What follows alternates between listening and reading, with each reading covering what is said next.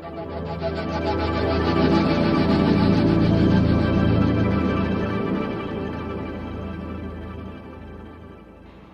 this is Tony. I just wanted to share with everybody my standard auto response that I've used over the years and have had a lot of success with. So let's go ahead and take a look at it.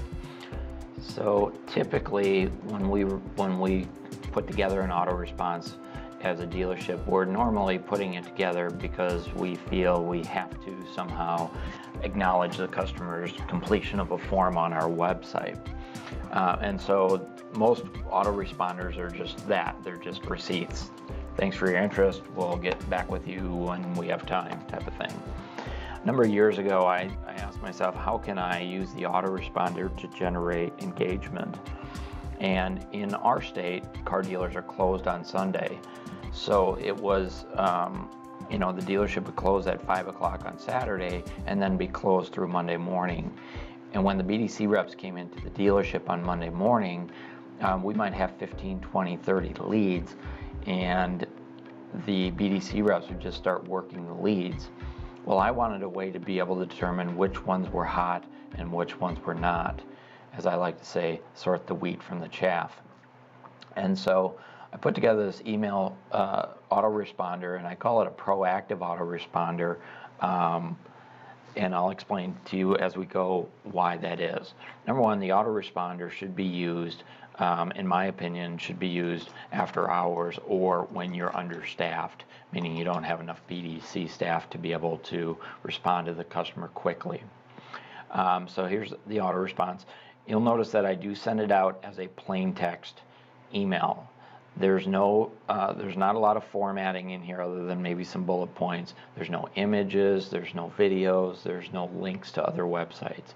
My goal here is to help it get past spam filters and blockers, those types of things. So I start out by welcoming the customer just like you would at your dealership. Welcome to GP Motors. Thank you for your interest in our Camry. You notice I didn't put 2018, I didn't put the make, I just put the model. The reason I did that is I want to treat the customer as though they just walked into the dealership, and I would not greet a customer on the showroom floor by saying, welcome to GP Motors, thanks for your interest in our new 2018 Toyota Camry. I would say, thanks for your interest in our Camry or our Toyota Camry. So I'm using common language here, conversational language and tone. All right, so in the next paragraph, I'm just going to highlight this real quick. In the next paragraph, I state this. We believe that speed and accuracy are important elements when responding to your request. All right. So we're telling them, hey, we not only do we want to do it fast, but we want to make sure we're right or we're accurate. The information you provided was helpful. In order to provide you with a tailored response, I have a few quick questions. So here we're saying to them, hey, thanks for giving us some information so that we can help you, but we do have additional questions in order to give them a tailored response, not just a generic response. Number one, have you determined the exact vehicle, equipment, and options you want? If so, please list them. Okay. The reason I put that in there is the car shoppers online, they may or may not be able to provide you with some of the information you need, meaning they might not be able to choose an exact stock number if they're on a website, for instance, where maybe an Auto by Tel website or an Edmunds website where they simply can only choose new Camry. They can't choose stock number 1, 2, 3. Or maybe they can't talk about the accessories they want on it or choose those accessories. So this gives them that opportunity to be able to say, yes, I have, and here's what I want. The next section here is more of a question to open up the discussion. Are you planning to pay cash, lease, or will you need a loan? Okay. Now, my intent here is not to quote payments over the phone or quote leases over the phone. All I'm trying to do here with the customer is convey to them that I'm easy to deal with, that if they give me the information they want, I'll give them the information they need. Okay? I'm not saying here, give me this information and I'll email it right back to you. Not at all. But I am saying, give me this information and I'll be able to be more tailored, more exact for you. Of course, the idea is when they arrive at the dealership. The next one is, when would you like to take the vehicle for a spin? Again, I'm not using the year make, I'm just using the model for a spin. All I really want to accomplish here is find out, number one, have they already driven the car? And if they did already drive the car, then I want to know that. It could say they were either at my dealership already and then driven it, or maybe they're at my competitors. So if they respond back and say, I don't need to drive it, I've already driven it, that helps me. If they respond back and say, I haven't driven it yet, I'd like to come in tomorrow, that helps me too. So you can see how that question can help. But I'm also planting the seed here for the customer to take the vehicle for a test drive. They may not have in their mind yet made the mental shift from shopping online to visiting the dealership. And I just want to plant that seed.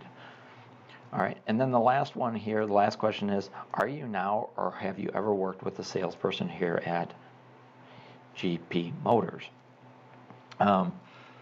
I need to put the word at in there, I'm sorry, here at GP Motors. And again, I just want to qualify them to find out, okay, are they already working with somebody?